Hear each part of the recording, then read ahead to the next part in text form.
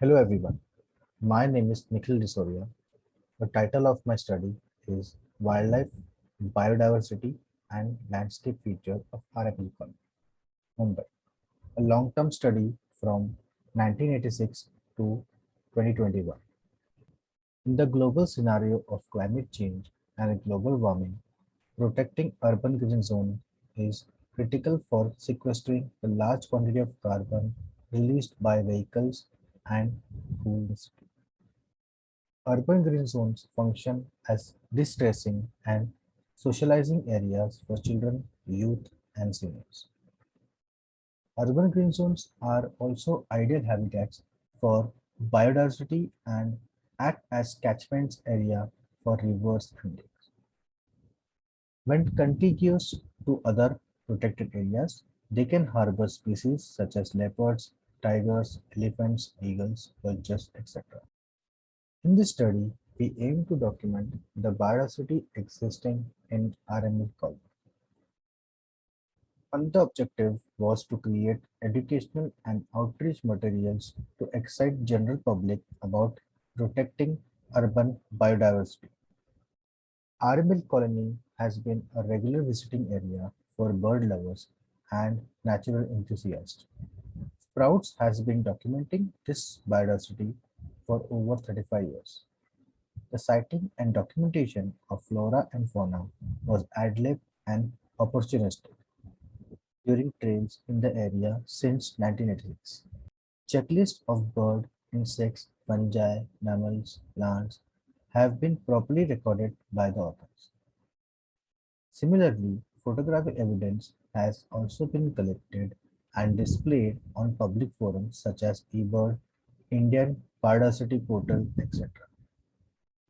RML Colony was established in 1949. It has more than 3,100 acres situated in Goregaon East. It lies within the eco-sensitive zone of Sanjay Gandhi National Park. RML Colony is a mosaic landscape having varied elevation with different land uses such as Adivasi, Padas, Tabelas, milk factory, hostel, hospital, crop field, and upper catchment zone for rivers like Neti and Oshiwara. This is the map of the RML colony. This is the mosaic landscape of RML colony.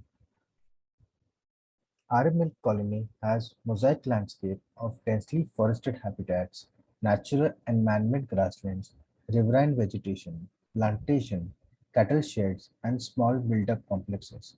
And its contiguity with the LCNP provides RML colony with unique and diverse ecosystems.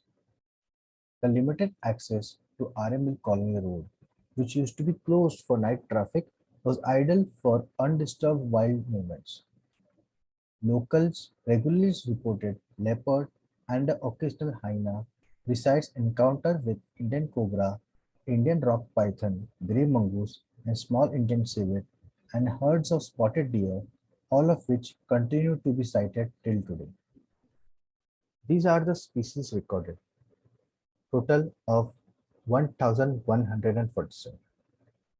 Total of 1,147 species which were recorded during the study distributed as follows: mammals 2%, birds 12%, reptiles and amphibians 5%, butterflies and moths 9%, dragonflies and damselflies 3%, bug and beetles 9%, ants and other insects 8%, spiders and other arachnids 10%, other invertebrates 3%, indigenous flora 7%, flora 29%, minor flora and fungi 3%.